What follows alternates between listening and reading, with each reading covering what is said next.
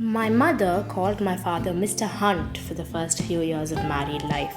I learned this from a book she had inscribed to Dear Mr. Hunt from his loving wife. She was embarrassed when I asked her why, but later on explained how hard it had been to call him any other name at first when he, her father's elder, made her seem so small. Now, in a different way, still like a girl, she calls my father every other sort of name and guiding him as he roams old age, sometimes turns to me as if it were a game that once I stand up straight, I too must learn to walk away and know there's no return. When you set out to explore a landscape that's as wide and with as many well kept secrets as poetry, it can be quite a challenge to envisage a theme or develop a set list, so to say, for a new project. And while most of my past projects have been fairly predictable in the choice of movement, poet, or poem, I've always wanted to seek out those well kept secrets. Poems written by poets that I haven't heard of in my limited experience, and poems that haven't already been broken down to established interpretations by the internet, and poems that bring an intimate love affair from a far off little village into the world.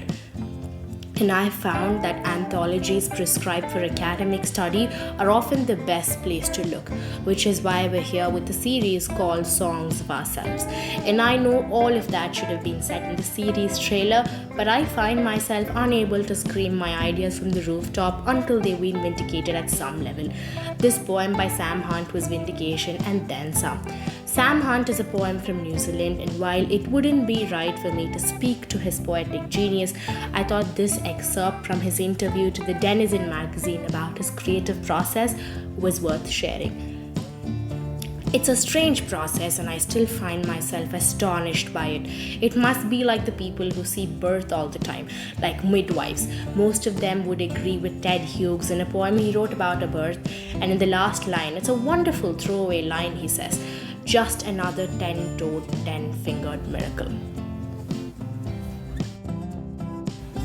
On to the poem. The title itself has religious implications because of an even titled 13th century Christian hymn about the suffering of Mary during the crucifixion of Jesus Christ, but religion itself finds no place in the poem. That said, it's certainly not difficult to find a connection between the title and the content. The mother in the poem was giving up on something, trying to play the role that she had. The poem is written in 14 lines, split as 3 quatrains and 1 rhymed couplet. The narrator recollects his discovery of his mother calling his father Mr. Hunt, a much more formal choice than the norm, and how she was embarrassed to explain the why behind it, a why that we learn in the second stanza to be an age gap. Years have passed by, but in the narrator's eyes, the mother is still a young girl, although the habit of the early marriage has given way to all sorts of nicknames in terms of endearment. That perception of his mother as relatively young is presumably also a result of his father's old age. Until then, the poem seems fairly straightforward as a bystander portrait of the marriage between a young woman and an older man. The last couplet is what left me stumped. What does it mean to stand up straight or to walk away? Where would he want to return to, and why can he not?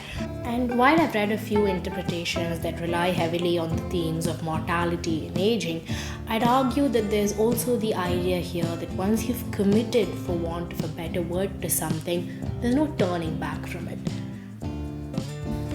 I think the simplicity of this poem is deceptive in some way.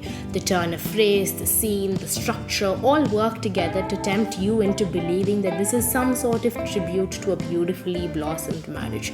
It's the title that really gets the idea of sacrifice and suffering through.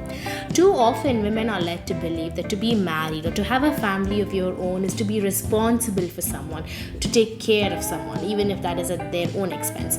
A burden that isn't always or entirely lessened or alleviated by love. That burden is brought to light in this poem from the perspective of the closest witness, the child, with the added dimension of an age gap relationship. In all that, I think the poem is also a lesson in the dangers of vesting far too powerful a definition to love as an all-consuming force of good and glory.